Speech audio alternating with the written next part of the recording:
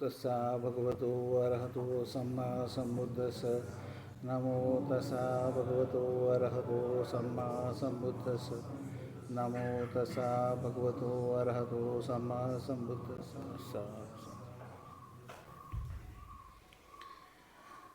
So today I am going to take a sutta which is giving the whole of the path the Buddha is teaching.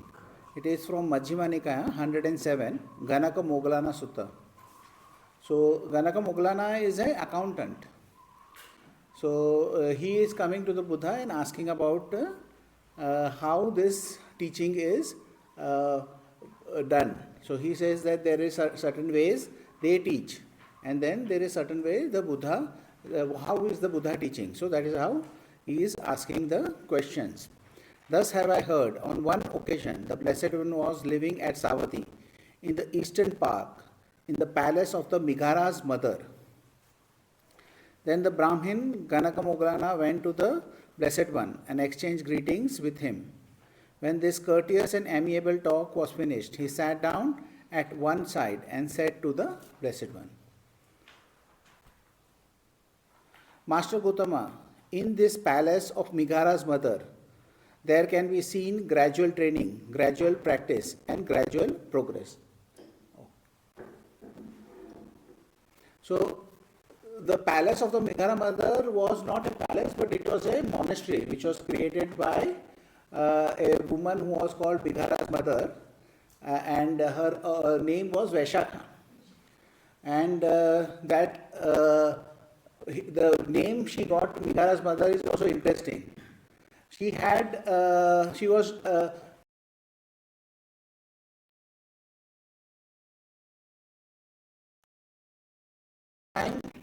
when she was serving food, there was a monk who came for alms, and he stood at the doorstep. So the father-in-law was very miser. So he did not want to share the food. So he ignored the monk. So Vaishakha saw this and said that, monk, please go away. My father-in-law is eating stale food. So he became very angry and said, why is he saying that I am eating stale food? This is the best food. I am the richest person in the land, and even kings don't have this kind of food. So she said that, see, this food you have been receiving because of the past good karma you have done. So whatever karmic action in the past you have done good, that is the reason you are getting this food. And if you don't do any good actions now, in the future you will not get it. So that's the reason this is stale food. So then he understands that what she was saying, and he gives the alms to the monk. And then he says, you are like my mother. So that's the reason the monks know Vaishakha as Meghara's mother. And at one point of time, she had left the necklace of her. She is a very rich lady. So when she left the necklace, she thought, I will donate the necklace to the monks. So they said that we cannot take the necklace. So when she sold this necklace in an auction, she got so much money that she made a monastery. That monastery is said to be 7 stories. So because it was a 7 stories monastery, it was called Meghara's mother's palace. So it was a monastery where monks used to stay. So what he is saying that gradual training, gradual practice, and gradual progress. So as you can see the progress of that 7-story building, in that same way he is saying that is down to the last step of the staircase. So as you can see that 7 stories are going gradually, one by one, stage by stage, that is going. So you can see that in this Meghara's mother's palace.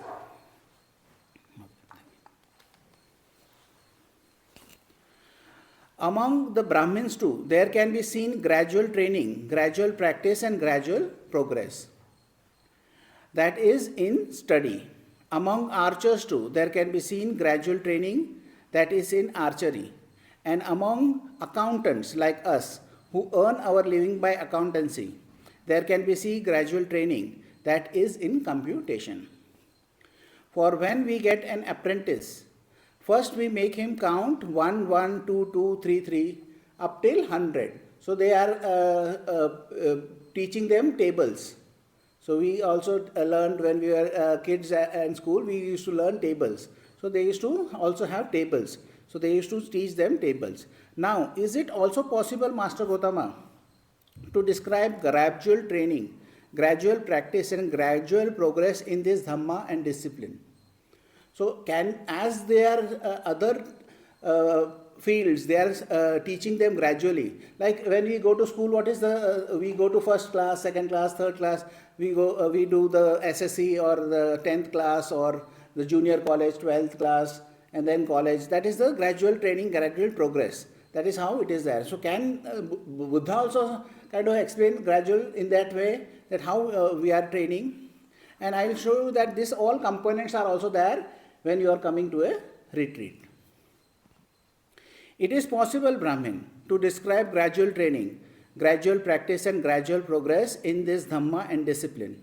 Just as, Brahmin, when a clever horse trainer obtains a fine thoroughbred clot, he first makes him get used to wearing the bit and afterwards trains him further. So when a young horse has been brought in, what they do is they first put the bit in. So there is a kind of a ring which is there, which the horse is put. When the bit is put, he struggles a bit. It fights because it is an uncomfortable thing which is there. So it fights initially. After it fights, then what it does is, it accepts that. It accepts this bit which is there and is okay with the bit. Then what they do is, they will put a kind of a rope around that bit. And when that is done, it kind of fights. It kind of does certain types, he is not okay with that.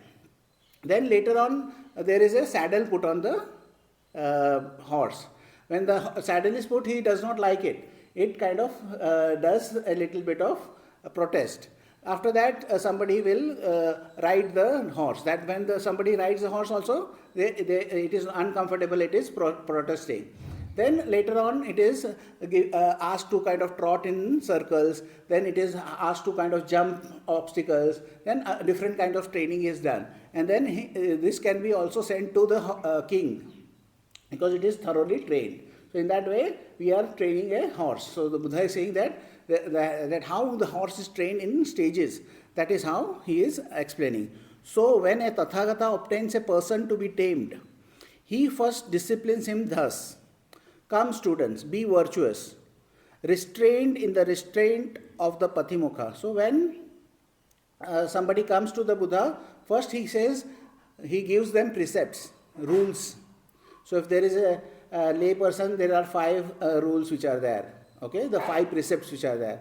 If you are coming for a retreat, there are 8 precepts. If you become a samanera or a novice monk, there are 10 precepts. If you become a monk, there is 227 precepts. So those are the precepts the Buddha is giving. That is first the training rules are given.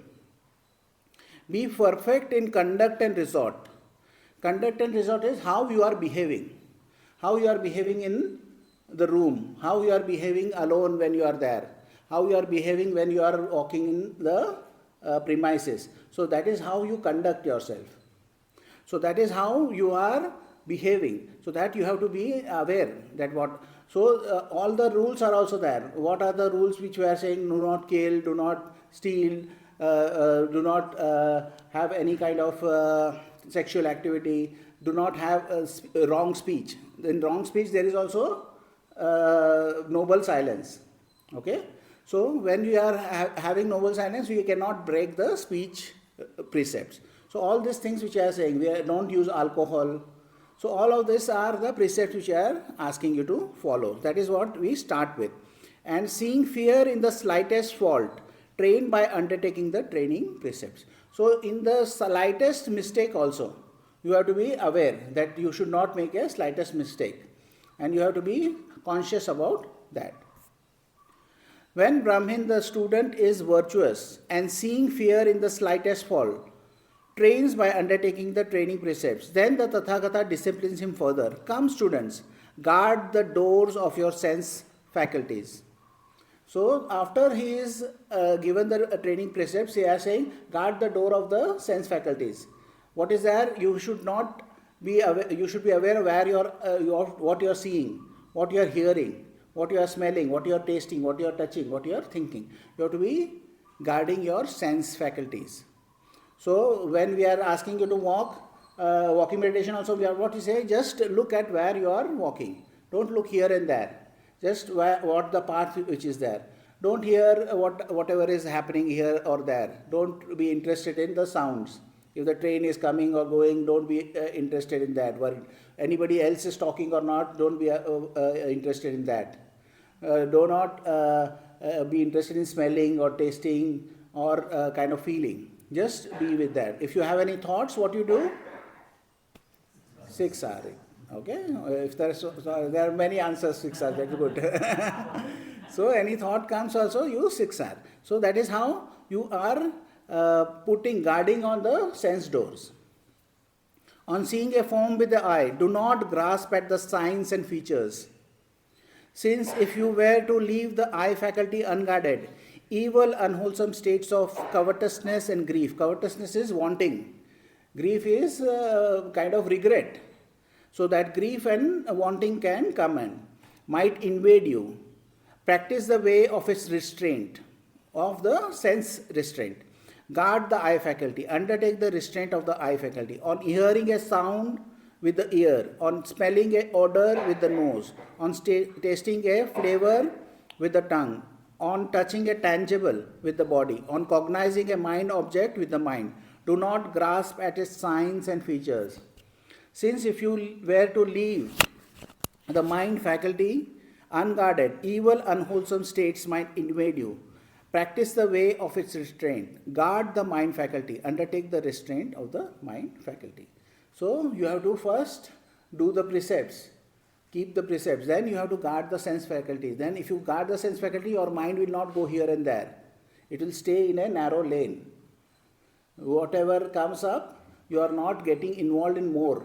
Because when you sit, your eyes is closed, you are not hearing anything, smelling anything, tasting anything, touching anything. Still your mind is giving you trouble.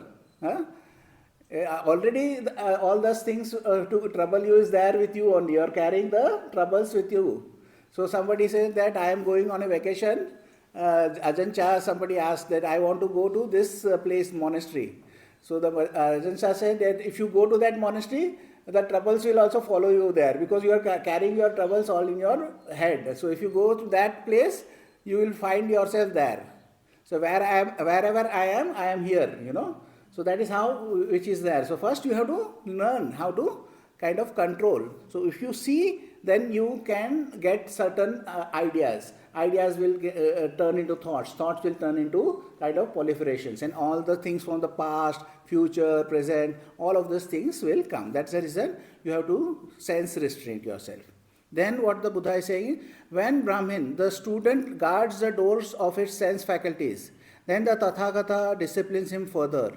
Come students, be moderate in eating. Reflecting wisely, you should take food neither for amusement, nor for intoxication, nor for the sake of physical beauty and attractiveness, but only for the endurance and continuance of this body, for ending discomfort, and for assisting in holy life.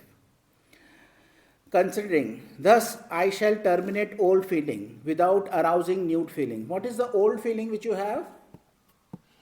Old feeling are hunger, feeling of hunger. And without arising new feeling. What is the new feeling you do not want to arise? Of the fullness, of drowsiness. When you eat too much, what happens is you feel drowsy, you feel very full, heavy. So you want to get rid of the hunger, feeling of hunger, but not create new feeling which is of drowsiness, of heaviness, of the whole full stomach. You don't want to create that feeling. So you want to eat as much as which is needed for the body to survive.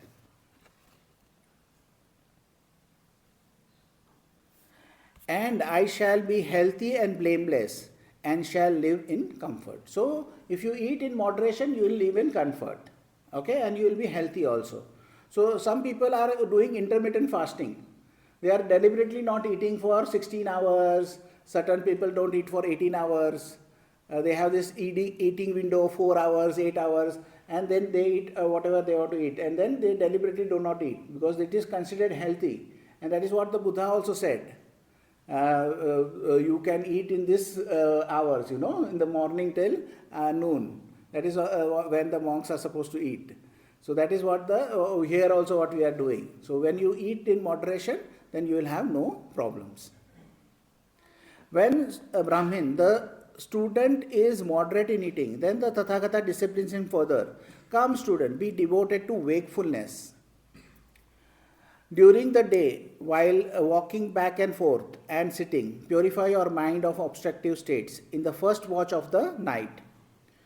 So the watch is, I think, the 4 hours which was there. Pahar we used to call it in an old movie, Do Pahar, or there would be some sound which will be bell sound. In old black and white movies you will see.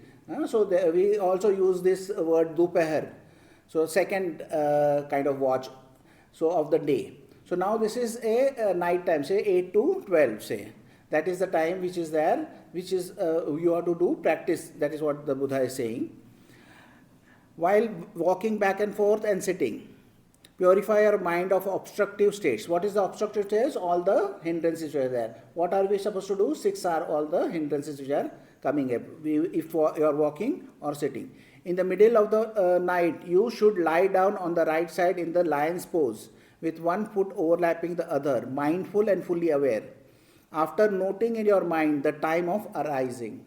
So what you have to do is, what the Buddha is saying, that in the midnight you sleep, and you sleep till 4 o'clock in the morning. In that period of time, what you do is you sleep with the conscious, you give yourself instruction that what is the time I am going to get up. So there is one practice also you can do.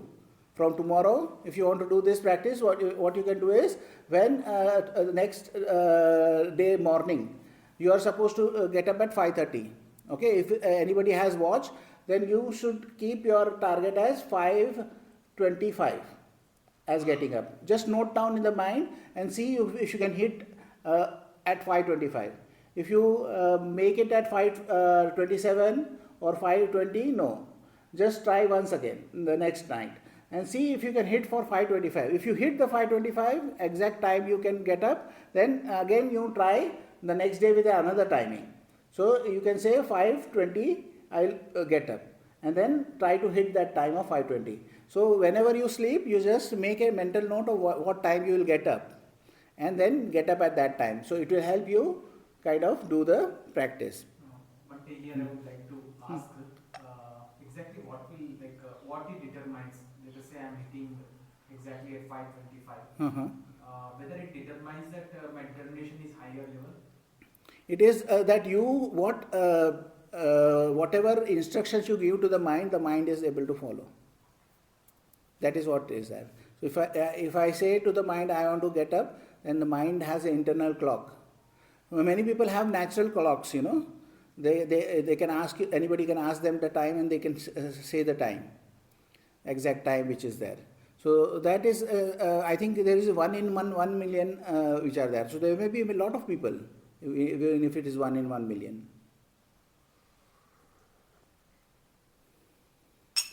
And in practice it helps. Huh? We can say that we are mindful enough, we can say. Yeah, we are mindful. But this instructions can be only given when we are mindful. If we are not mindful, we will not remember, we will just sleep. Huh? So, and one other thing is that Buddha, when he is asking, talking to his monks, he is asking them to sleep for 4 hours.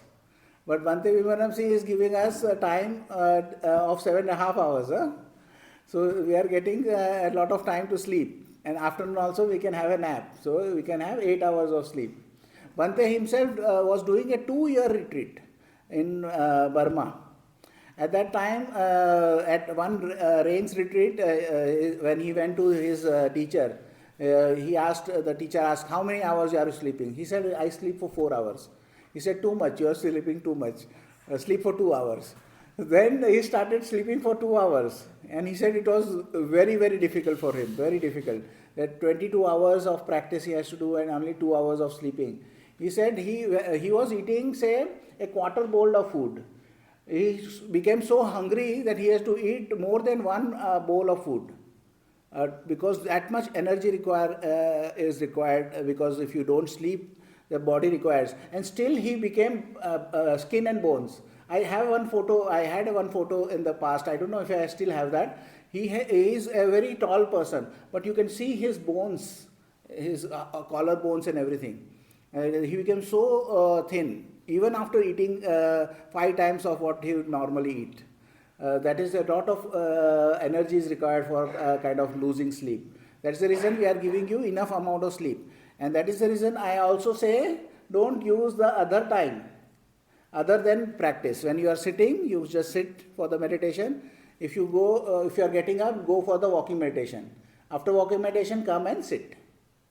Because the timing which you are there for sitting, you have to use for practice. Okay? So don't in that time you don't do this and that, because if you have time in the morning, 1 hour you get in at 8 to 9, then again you get some time at lunch time, then again you get coffee time. After that also, after this talk also you get some time.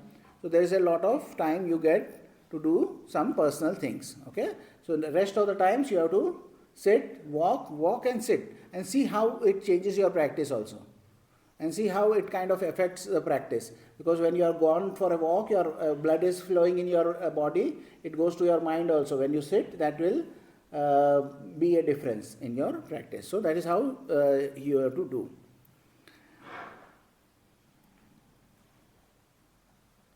Noting in your mind the time of rising. After rising in the third watch of the night, while walking back and forth and sitting, purify your mind of obstructive states. So you have to constantly siksar, that is when you are walking or sitting. When Brahmin, the student, is devoted to wakefulness, then the Tathagata disciplines him further. Come, student, be possessed of mindfulness and full awareness. This is called Sati Sampajanya.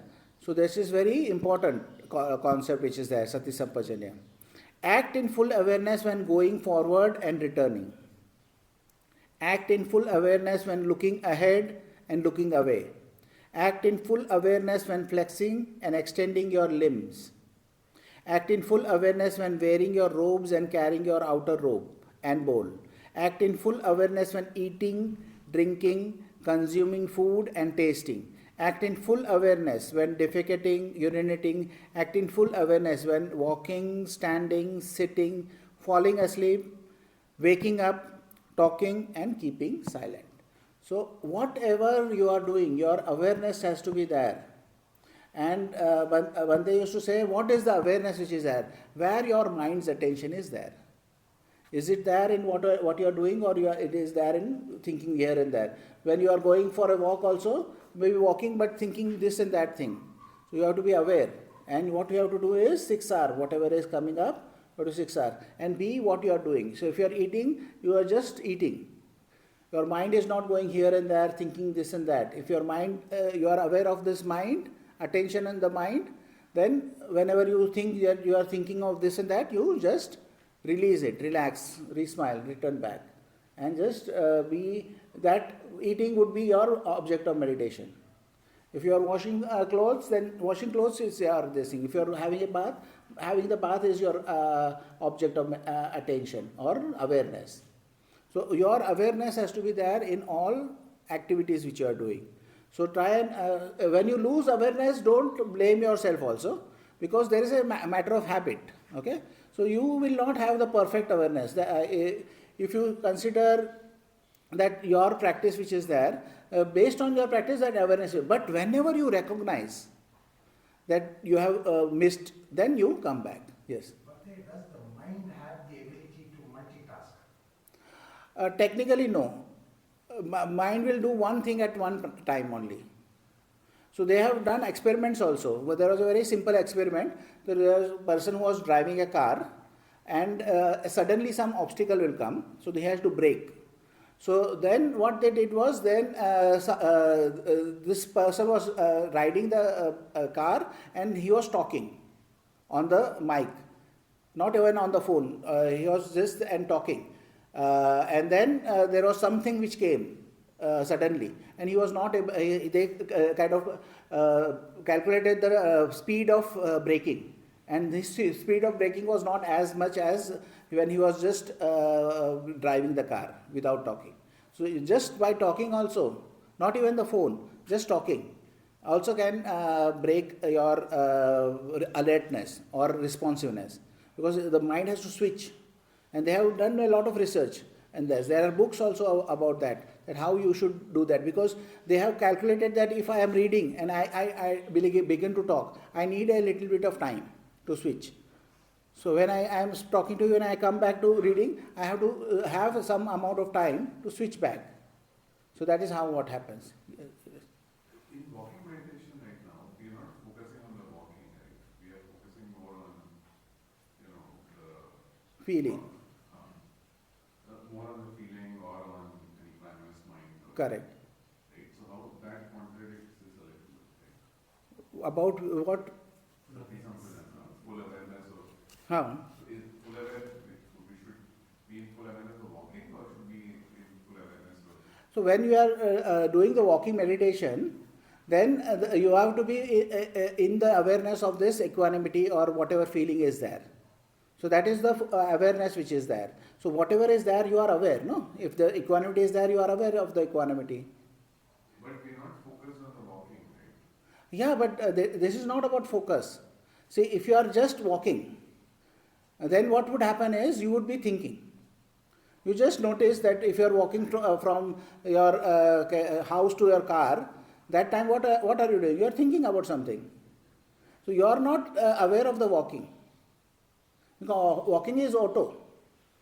But if you are aware, then you would be aware of the walking also and the thinking also. So there is a saying in English, no? You can walk, chew gum and walk, something like that, So you can do two things at a time. But what happens normally is one thing goes into auto mode, which is the walking, and our awareness is there in our thoughts. So we are mostly thinking beings.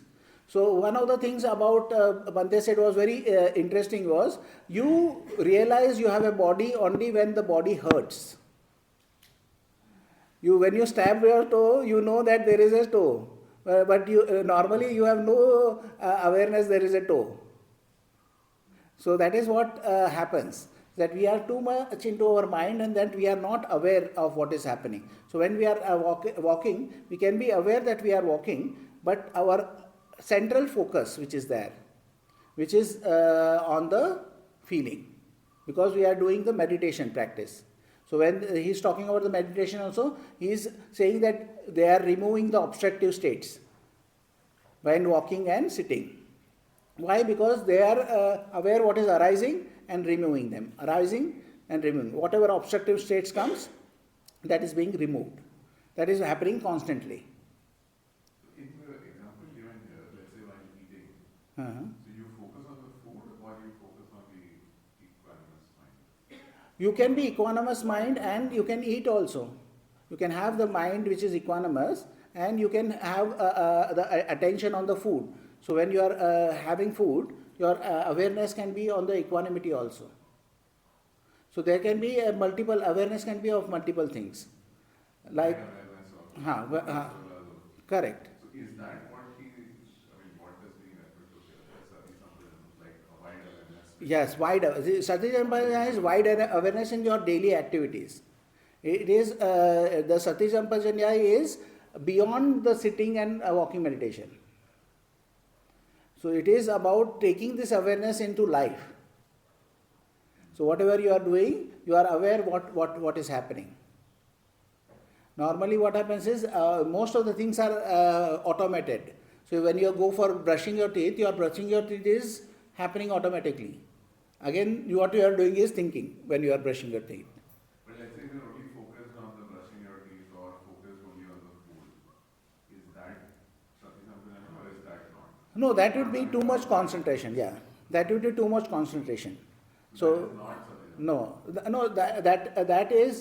is not Sati Sampajanya. Sati Sampajanya is a broad awareness. And Bhante says that you have to be aware of whatever you are doing, and you have to be also aware of what is happening in your mind. So you can be eating, but you can be aware of that feeling also. So you can be in equanimity and you can still be eating. But what you are not doing at this time is getting distracted. Because eating is also a kind of a automated thing which you can do it automatically while you get distracted. So that is what you are being aware of, that where is your mind's attention. Your mind attention is there on the eating, or is it in the thinking? So when it is not there, you are clear about what you are doing, then you can be in equanimity also, and you can eat and you cannot get distracted.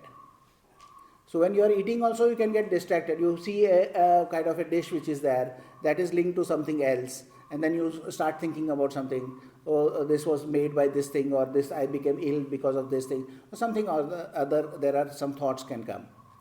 But when you are aware, then you are aware of what? The awareness is also of where your mind's attention is being. So you are not distracted. So it can be very this thing, but it should not be too concentrated. If you are too concentrated, then what would happen is your mind, you are not able to see this functioning of the mind, functioning of the attention. And when you are not able to see this functioning of the attention, you can be very calm, but you don't gain insight into what is happening. Yes. It may be for the activities like cooking also. While cooking also they have to maintain that. Anything which you are doing, you can do with awareness, and that can be, if you are doing your job or something like that also, awareness can be a part of it. Yes? Bhante, I want to go back to the driving thing. Uh-huh. So when we are doing a long drive, like usually in US when you are going for 5-6 hours drive on a freeway, it's a straight road, and then you start getting like sleepy and all. So if I'm focusing on the drive, that is when mostly it happens. And to distract ourselves, either I play a music or I'm talking to someone, whether it's phone or person sitting next to me. So is it not right, wrong? I'm not able to get that portion. So that is what he was asking about, is the focus should be too focused. If you are too focused, then your mind can go into one-pointedness, and that time your mind can shut. So when you are just looking at this thing, what is happening is that becomes very boring in that sense. So, but when you are having awareness, then you are aware of everything which is happening over there. You are aware of your boredom also. Boredom arising is there, that you are aware of. You are aware of the road. You are aware of the driving. You are aware of the sounds which are happening around you. So that awareness which is there will help you to stay alert. Okay. So that awareness is different than what you are normally doing. When you are normally doing, what happens is you be in the thoughts, and this becomes automated. The driving part becomes automatic. That's the reason your mind shuts down from the driving, because it is doing a repetitive start so many times that your mind is not functioning, and then it blanks out. Certain times you yourself mentioned that there is a amount of stretch has gone, and you say, oh, where was I, what was I doing? So that is what can happen. But when you are developing your mind in a mindful and aware way, sati sampajanya which is there, when you are developing your mind in this way, then you will be able to be alert at all times. Okay? Because your awareness is there of whatever is happening, and you are able to let go of the things which are have. If there is a sleepiness comes, you are aware that sleepiness is arising, and you are able to, because your awareness is not there, and the mindfulness is not there. All of these things starts with mindfulness, because when you are aware, then only you are able to notice. When you are able to notice, you are able to siksar, or let go, or right effort. Siksar is just a way to remember. Then you can say right effort also, and you can say letting go also. But you are aware of how your attention is working. But at that time, I'm not doing the multitasking. No, your awareness is there. Because your awareness is there, you are aware of the task which you are doing, of driving. Yes. Bhante, connected question of Nirmal. Uh-huh. What, like, just I was inquiring whether because of let us say one person is driving for 6 hours, and when he is driving he is continuously having a contacts, millions of contacts, like instantly he is getting contact from every side. Whether because of this continuous contacts mind gets strained. It is not because of that, because it becomes habitual. See, when your is automated, some activities which is automated, when that automate is there, your attention is not required on that normally. So there are many things which you do repeatedly, it becomes automated, and because it becomes automated, your attention is not required, and because that is not required, then your mind kind of shuts down. Because then it is an automated made, and then it becomes bored with that activity. Because it becomes bored, it kind of shuts down. So when we are traveling also, then we are seeing these trees and trees and trees, and we kind of fall asleep, you know. That is why what happens. But if you are aware, then you can stay there, and if your interest is there in that whatever you are doing, if your interest is there, say, then you can stay awake looking at it. Because you are looking at a movie, you don't do that if you are really like that movie. Yes? Sorry, one question. So, let's say I'm answering email, right? Mhm. Every email is different now. So it's not like, so my mind is focused only on the email, right? But I'm not having wide awareness. Mhm. Right? So it's not like it's an auto, like eating, like you said, walking. Mhm. All of these are fairly auto, right? Brushing your teeth. Mhm. But let's say this is like a piece of activity which is fairly focused, I mean, not auto. Then would you say that is right to be this focused on it? Or Yeah. should you still be in wide awareness while you're replying to that email? No, there you can you can use that as your object of attention. No, your email is your object of attention. So when this is something which you can adjust when as it is needed.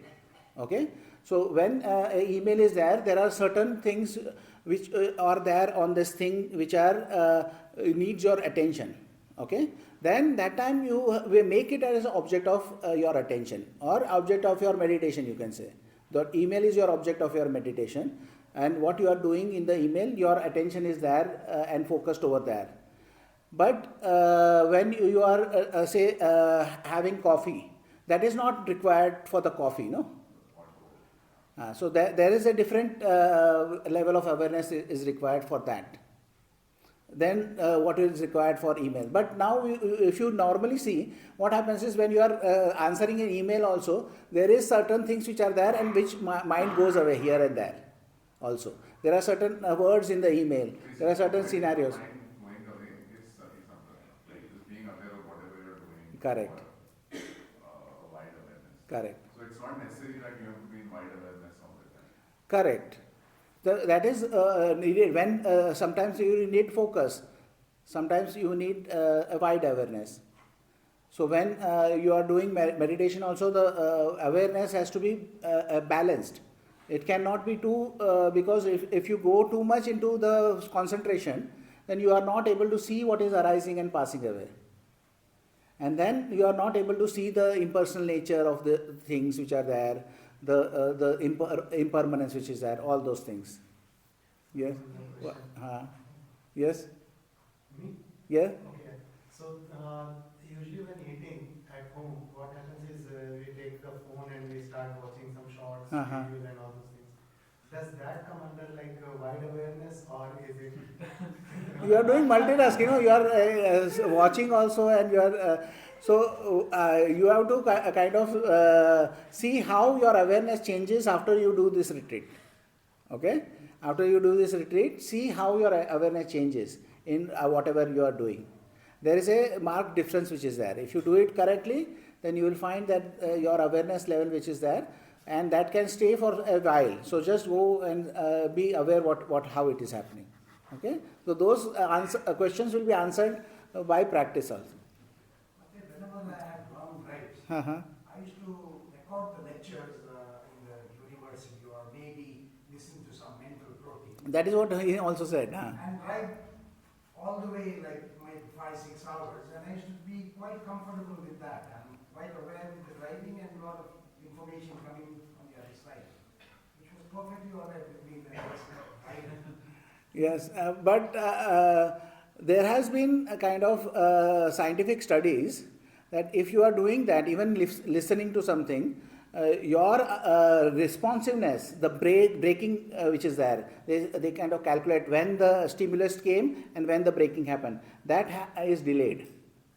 And the thing is, when you are seeing so many you cannot say that is called survivorship bias also, no? That I did not have any problem, so maybe there is no problem in this. So you mean to say I'm still alive because of my karma? Karma, correct.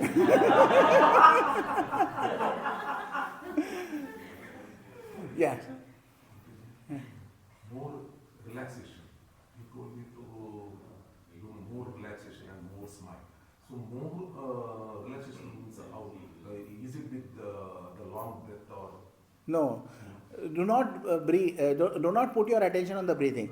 Just relax over here. Whenever your attention is kind of moved away, then you recognize. You release your attention. Bring your attention here. Relax, smile, and come back. Okay. And when you start, also you can start with relaxation. You relax your mind.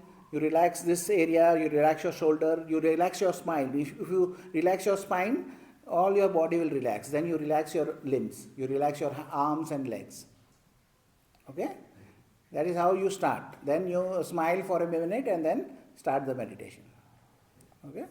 When you do 6 hours, are we supposed to do this whole relax the spine and No, all? you can start with that. That helps. But when you are doing 6 hours, just relax once. Even if you feel a little bit heaviness on your head, then just relax once only. Don't keep relaxing. Just relax once. Or certain times you feel some tension in the body somewhere. Then you relax that body at that time in the same. But don't go through the whole sweeping of the body. Just relax what is there. And certain times you may feel some tension in the shoulder or something like that. Just relax with that. And then come. Because when you relax over here, it automatically kind of relaxes your spine and your body is a little bit relaxed. How important is the absolutely still body for the jhanas and progressing? It helps because for the progress, because when you are moving, how the movement happens, there is a thought which is there. This is uncomfortable. Okay. When we take that personally and then we move, then what will happen is there is a learning which is we are missing. Because our uncomfortableness, we are taking it personally, that I am uncomfortable, and then we are missing the point of learning over here. So when we stay still with that discomfort, we will be able to learn something from this thing. That is the reason you are supposed to not move. Being still can, because that is what I said. Hindrances are not your enemies, they are your friends, because they reveal to you your attachment. So your attachment may be being in comfort. So that discomfort has certain lessons for you. So then you will be able to learn that lessons. That's the reason we say that not to move.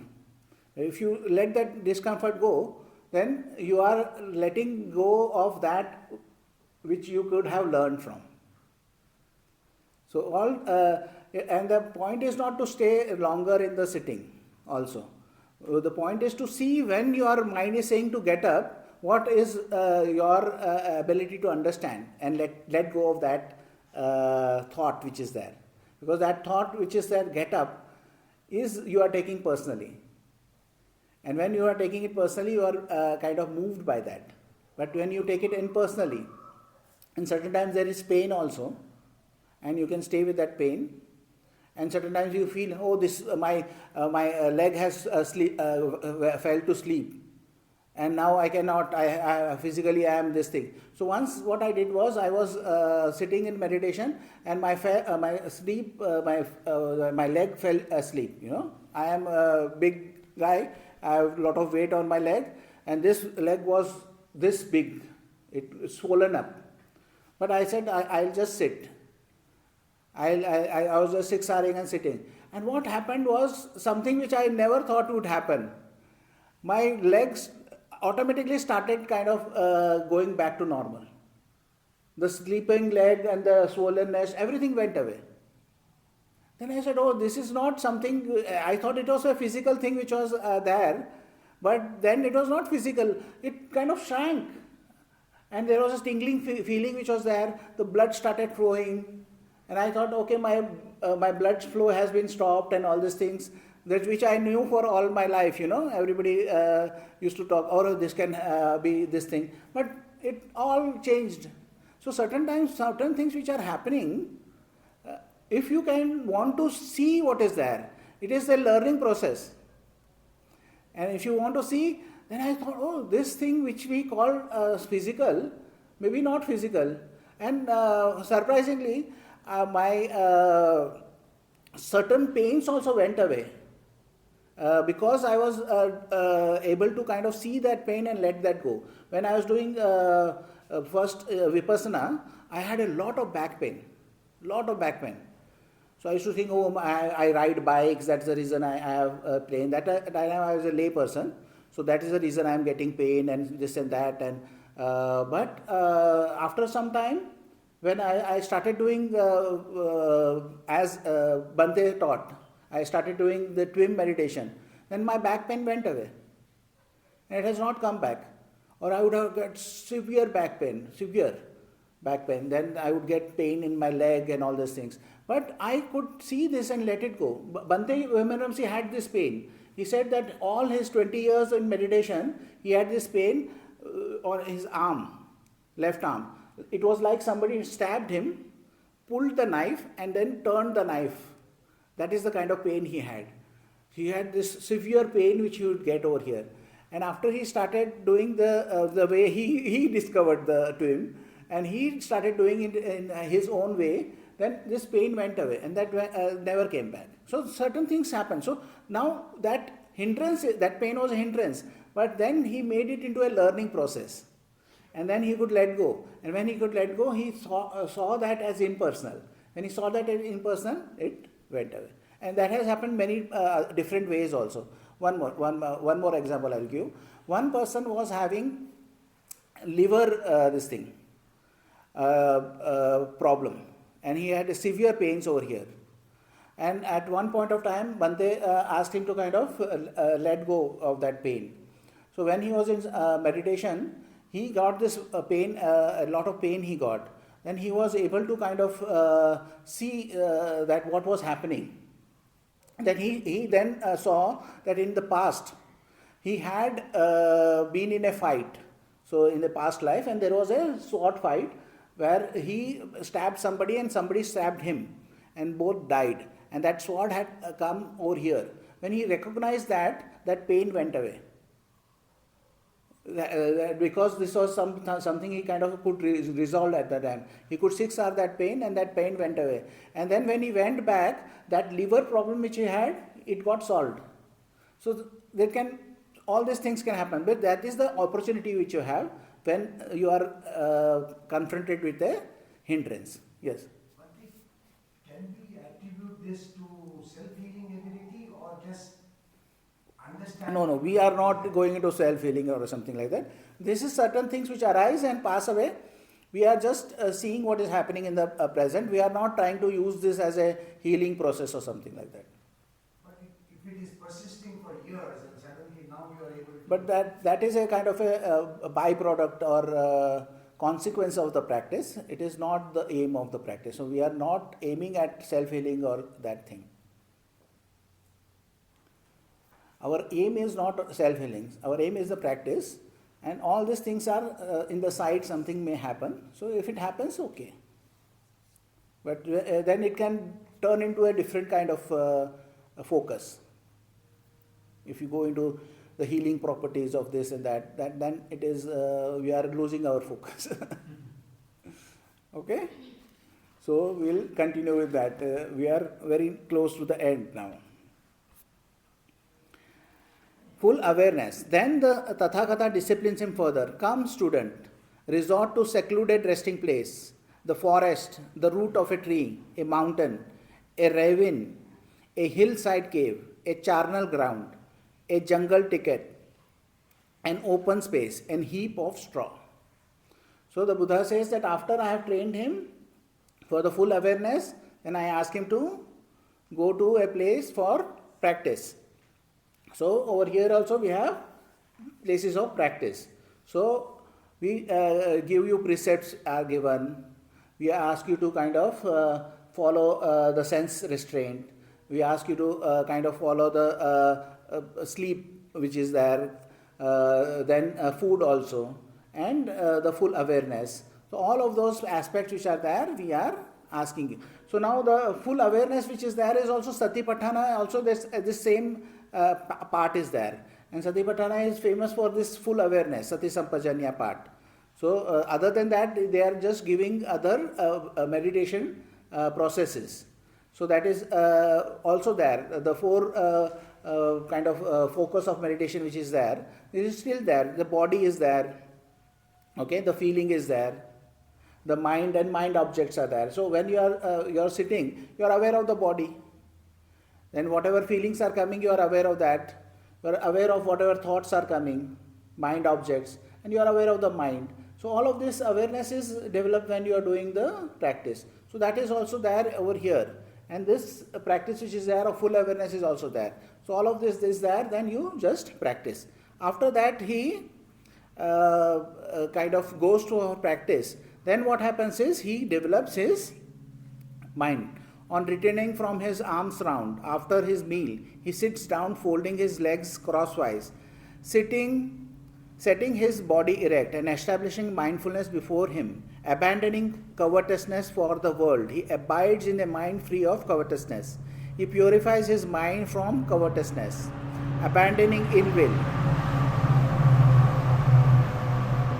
So these are the 5 hindrances which is taught. Wanting. So that is wanting is there, and there is ill will is there. So all other 5 hindrances, the normal which is there. Abandoning ill will and hatred, he abides with a mind free from ill will, compassionate for the welfare of all living beings. He purifies his mind from ill will and hatred, abandoning sloth and torpor. He abides free from sloth and torpor. Percipient of light, mindful and fully aware. He purifies his mind from sloth and torpor. Abandoning restlessness and remorse, he abides unagitated with a mind inwardly peaceful. He purifies his mind from restlessness and remorse. Abandoning doubt, he abides having gone beyond doubt. Unperplexed about wholesome states, he purifies his mind from doubt. So now what happens is when he has rid himself of all the hindrances, what state of mind he is in?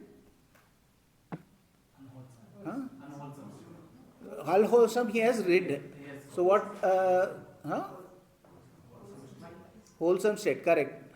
What was that which we taught yesterday? Once you are in a wholesome state of mind, then You are in jhana. nothing that's aware. So that unwholesome he has given up. 5 things unwholesome. So now he is in jhana. Yesterday we went, no? So what happens in jhana? The 5 hindrances are dropped away. If then 5 hindrances are not there, you are in a jhana state, jhanic state. So now he goes into the jhanic state. So the Buddha is explaining the jhanic. Yesterday I have gone through the whole 5 jhana, so I am not repeating that. Yes? So what is the exercise for, he says I train people on Sati Sampajanya first, right? Like, is there a practice for that or No, it's a instructions that be fully aware. is that, Yeah. there is no shortcut? There are no shortcuts.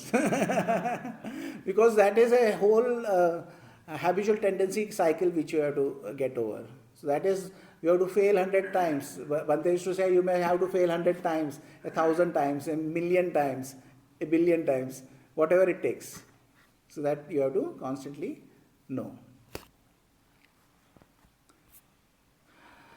So this is my instruction, Brahmin, to those students who are in higher training, whose minds have not yet attained the goal, who abide aspiring to the supreme security from bondage. Supreme security of bondage is also Nibbana. Okay? Different ways the Buddha is talking about Nibbana.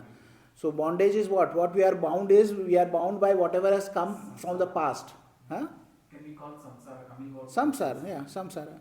We are bound by samsara, but in practical use, what happens is, whatever our karmic energy is coming in the present, we are bound by that karmic energy. Whatever it says, we do. Okay? It says sad, sad, sad, we become sad. It says happy, happy, happy, we become happy. Happiness is not bad, sadness is not good. So that is, whatever is there, it is there. So you can be in happy cycles also, but happy cycles also are endless, and then it becomes meaningless. One Aniruddha was Buddha's cousin.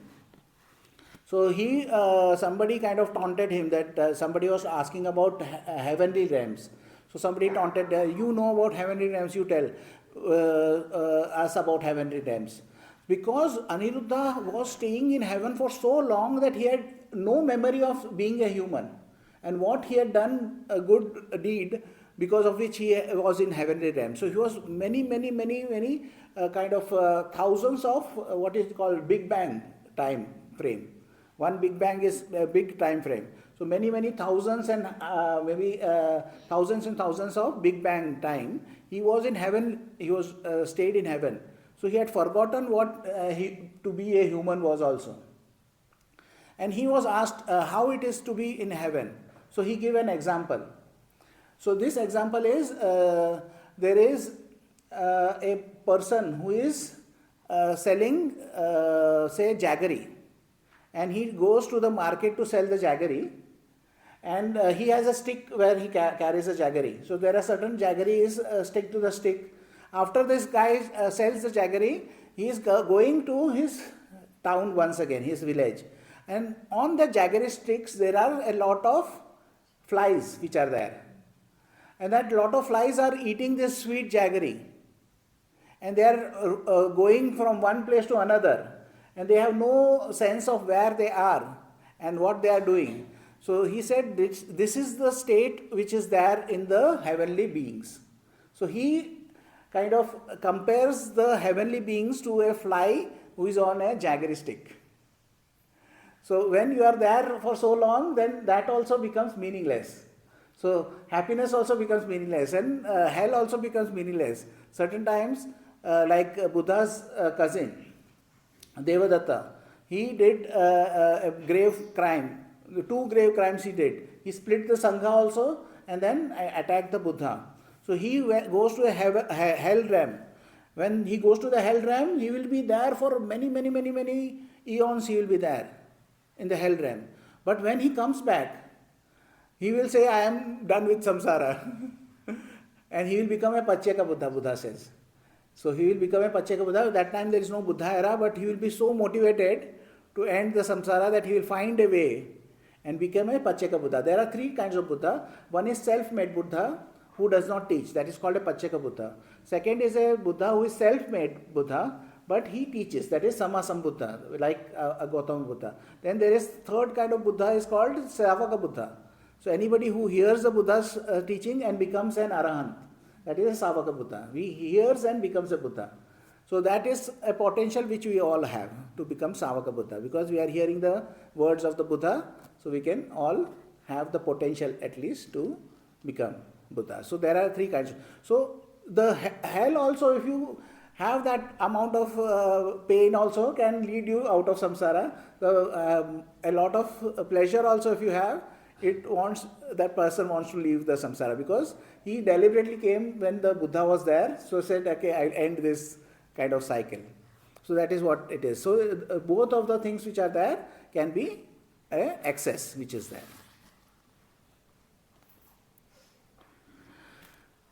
So, but these things conduce both to a pleasant abiding here and now and to mindfulness and full awareness for those students who are arahants with chains destroyed, who have lived the holy life, done what had to be done, laid down the burden, reached their own goal, destroyed the fetters of being, and are completely liberated through final knowledge. So knowledge is what makes the arahant, The final knowledge is the complete knowledge of whatever is the reality. So I'll just paraphrase this next part. So Ganaka Moggallana says that, see, when you are teaching to this, do everybody become an arahant? So Buddha says that there are some people who become arahant and some who don't become arahant. So they say that if the teaching is there, the teacher himself is there, and there are students, how come there are some people who don't become arahant? The Buddha says, I will ask a counter question to you. So he says, Buddha says that, for example, that do you know how to go to Bangalore city, say, from here? So he said, yes, I know. So he said, what if somebody comes to you and what do you say? So he said, I'll say, go from here right and take the left, and then there is a circle. From circle you take the right and you will go straight and you will go to Bangalore. So he said, okay, but if somebody takes a left from the circle and does not take a right, then, so he said, what can I do? I can only tell him the way. So the Buddha says, what can I do? I can also only tell the way. So I cannot walk your path. So the Buddha is saying that is how this is there. So we can give you teaching, but when we are giving you teaching, we cannot do the practice for you. It is for you to do the practice. If you don't do the practice, it is up to you. Okay? If you do the practice, you will get the gains. If you don't do it, then it is not possible. So I'll tell you, there is an interesting sutta also which recently I read. So I'll read that sutta, which is very interesting. So I'll just go to that place. Maybe I have that sutta. Okay, yeah. So this is from Samyutta Nikaya, 55.55. It's a nice number also. SN 55.55. Students, when four things are developed and cultivated, they lead to the realization of the fruit of stream entry. That is Sotapanna. What for? Associating with good people. So first is to have good people associate with you. Listening to the true teaching. So when the teaching is being said, you have to be able to listen to it. If you don't listen to it, then you cannot get the benefit. Proper attention. So when the teaching is done, you are listening and paying proper attention. And practicing, and the attention on the object of meditation and all the attention which is there. So we talked about this. Practicing in line with the teaching. And when we are teaching you something, you practice in line with the teaching. So that is what, when these four things are developed and cultivated, they lead to the realization of the fruit of stream entry. So that is why that is very important to pay attention, to do what is the correct thing to do. Okay? Listen, pay attention and practice. Okay? You are already with the good people now. So that is one thing is taken care of. So the Ganaka Moggallana was very happy with the Buddha's answer and he became the disciple of the Buddha. So that is how this is there. So you have to be sure that whatever is possible is there in this retreat. We are having precepts which we are giving you. We are asking you to for sense restraint. We are asking you to restraint on your sleep, in your food, full awareness also, and practice which leads to jhanic states of mind. So I have started giving other practices today. From today I have started giving people other practices because they have progressed. Their practices have changed. Their mind has were able to accept what has been taught. And then it is changing. Now something new has been given to them to do. So that, slowly what would happen, everybody will start doing it. If you follow the precepts, you kind of follow the instructions and keep on doing this, then all naturally, because that thing is a byproduct. Okay? You just do your practice. Rest of the thing it will take care of. It will automatically happen. So what is you have to do is 6R, whatever is there. Be with this thing. Be with the feeling which is nice. And don't over 6R also. Today I had to tell many people, I see that many people are doing 6R a lot. So you have to see that where your attention is there.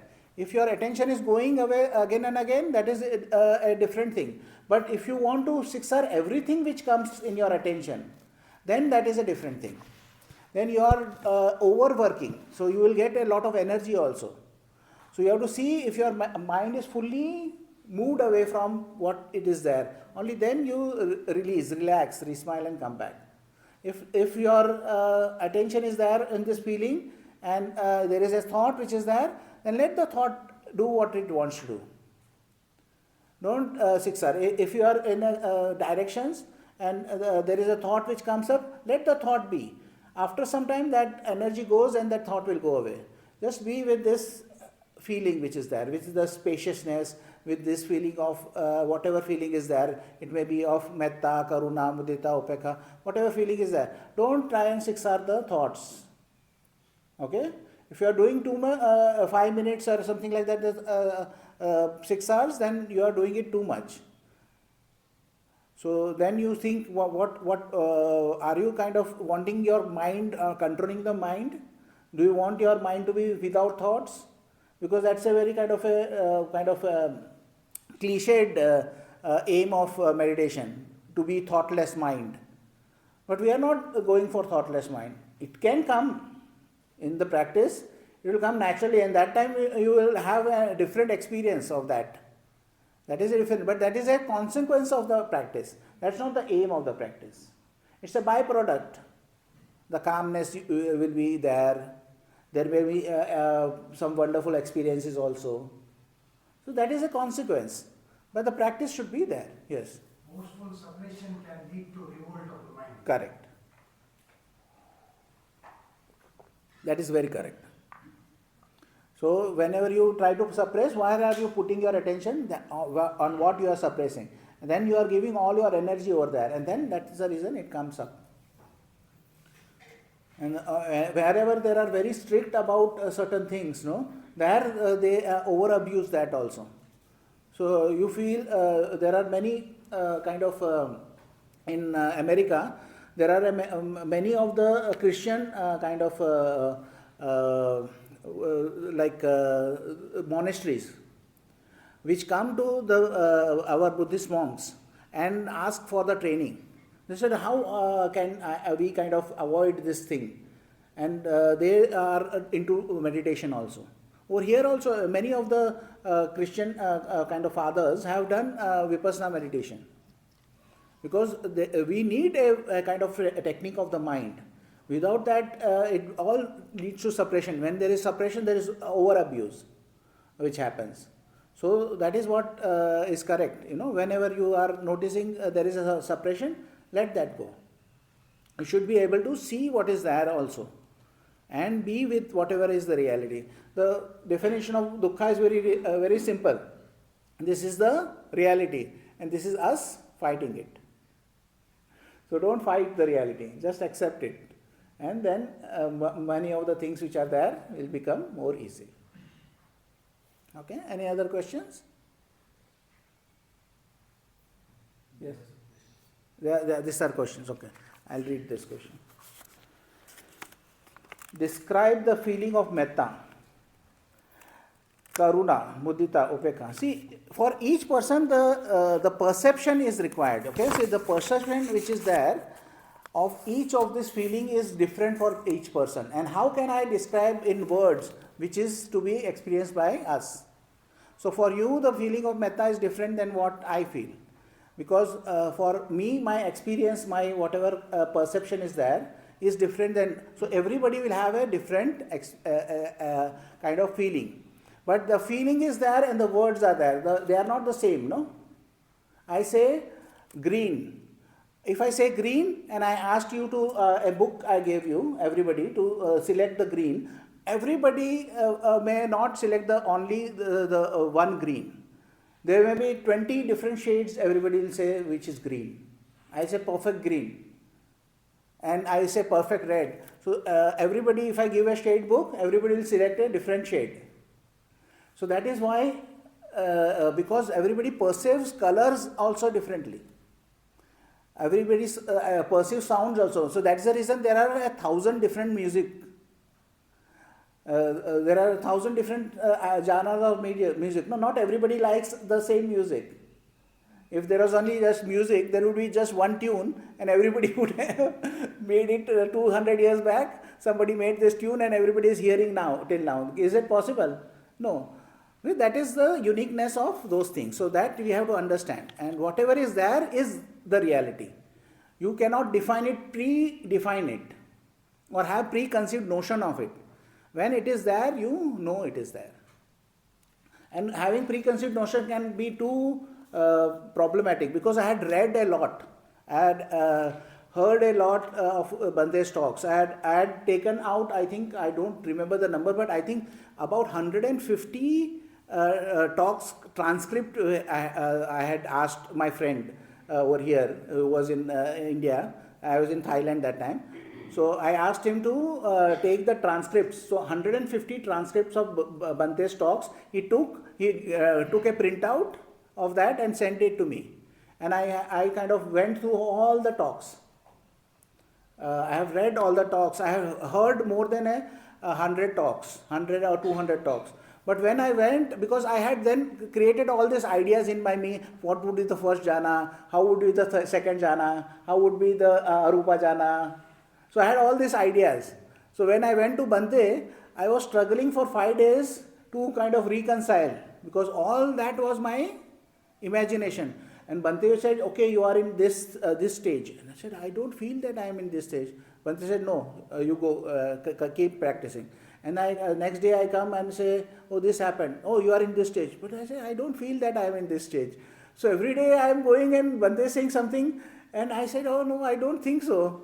Bante is also getting irritated with me. Said, go and keep practicing. So then I had a profound experience also that changed my mind on the 7th day. And then I went to Bante, and Bante said, yes, this has happened. So I said, no, I don't think this has happened. No, this has happened.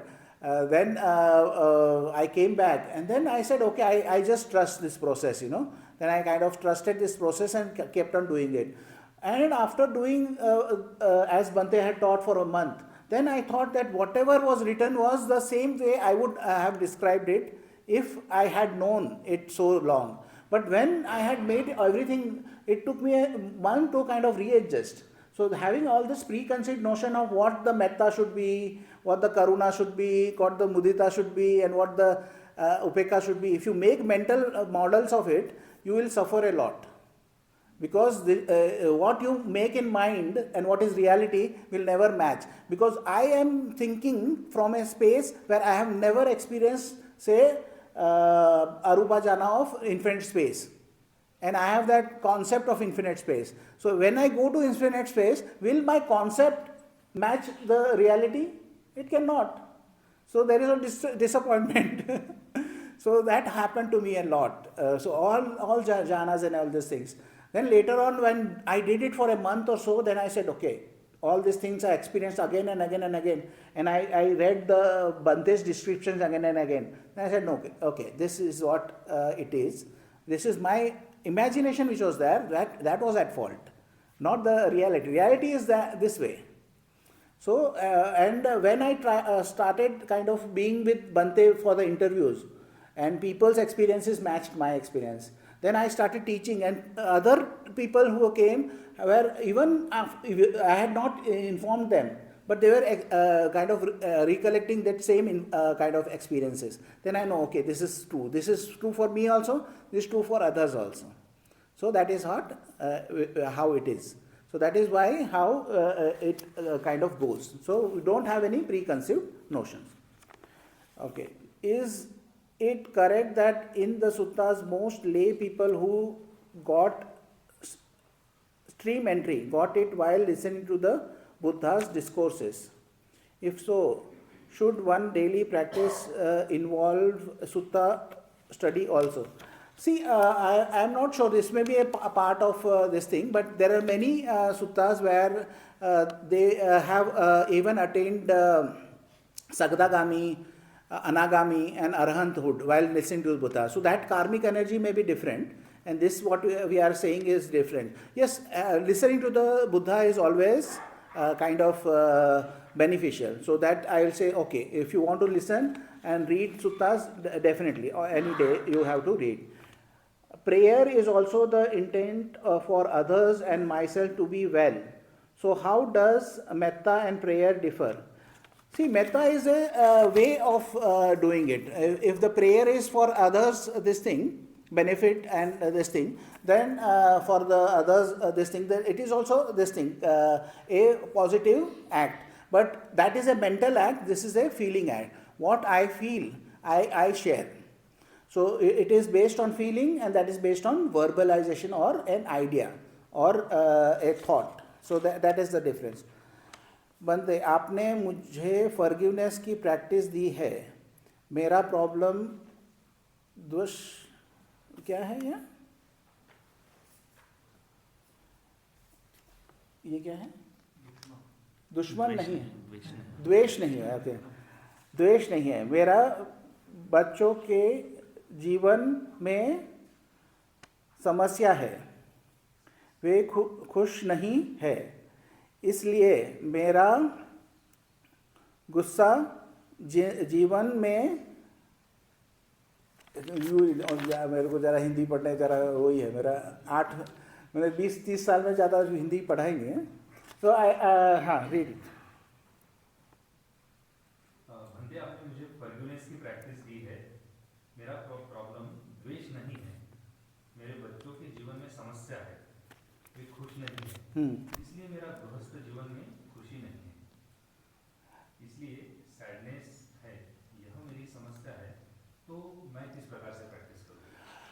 देखो, ऐसा है कि जो भी अभी हो रहा है उसके अंदर आपका कहीं ना कहीं आपका मन जो है फंस रहा है.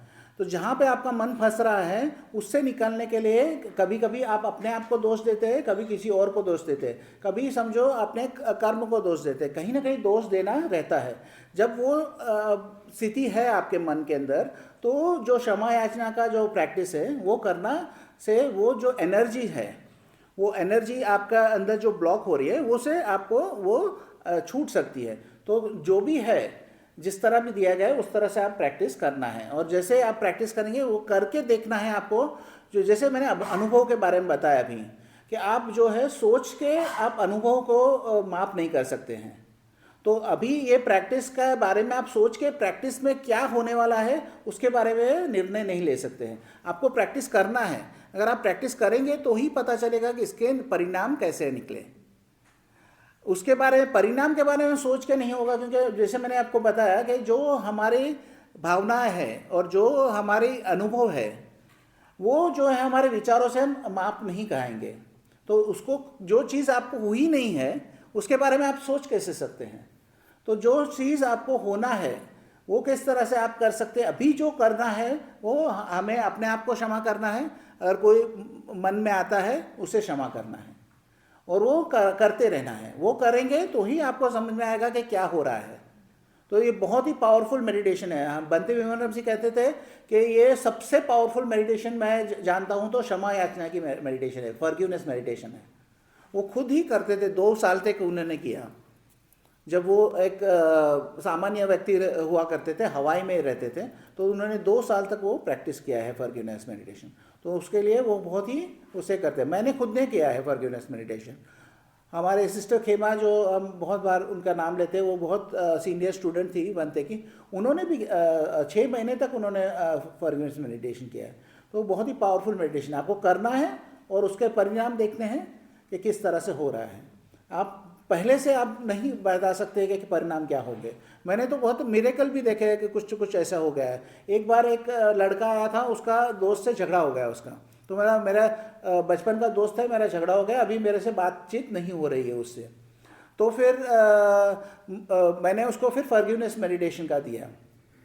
तो उसने फॉरगिवनेस मेडिटेशन किया और उसके बाद में 2 दिन के बाद में आके बोलता है, मुझे समझ में आया कि मेरा झगड़ा क्यों हुआ मेरे दोस्त के साथ में.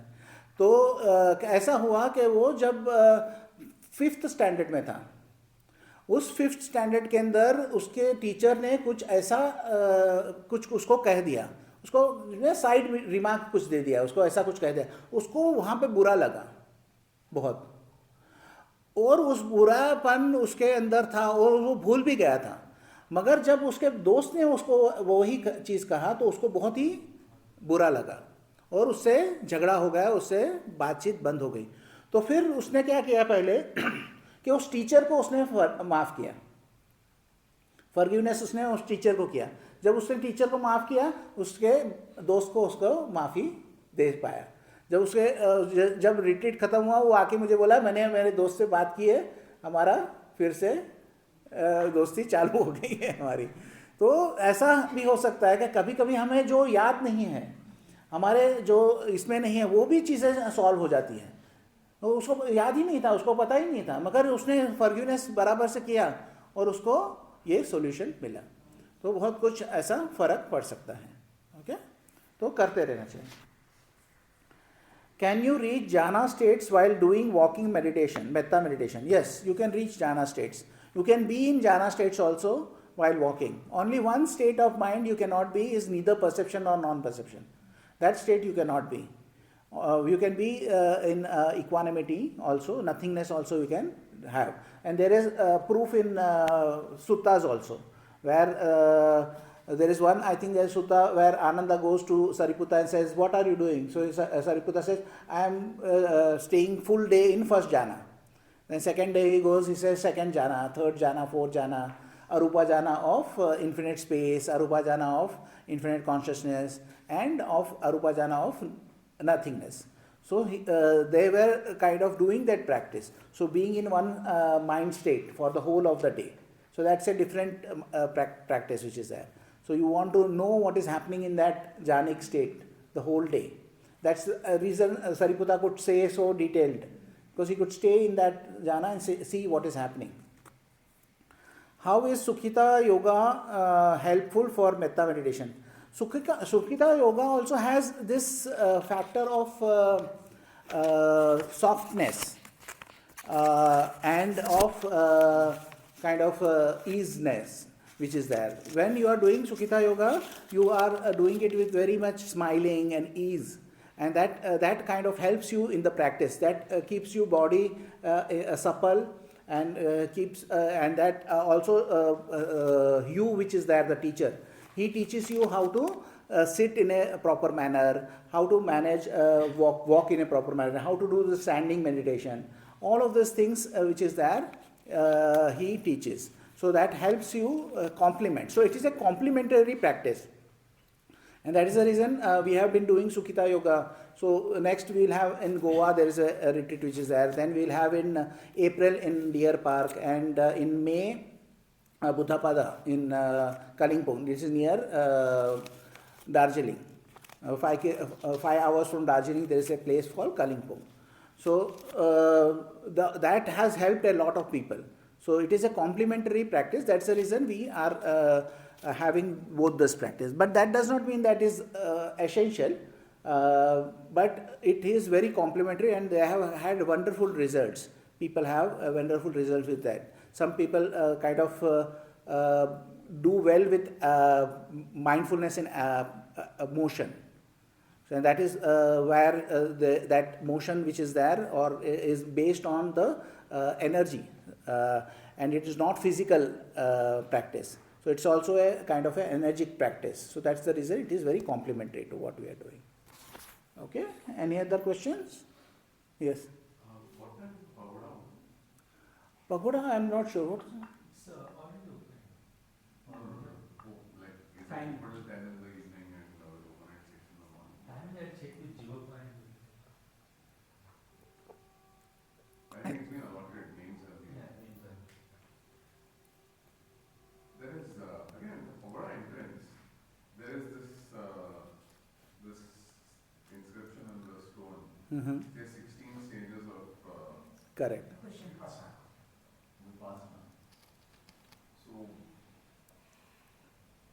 So that is the practice my teacher was also doing for 20 years.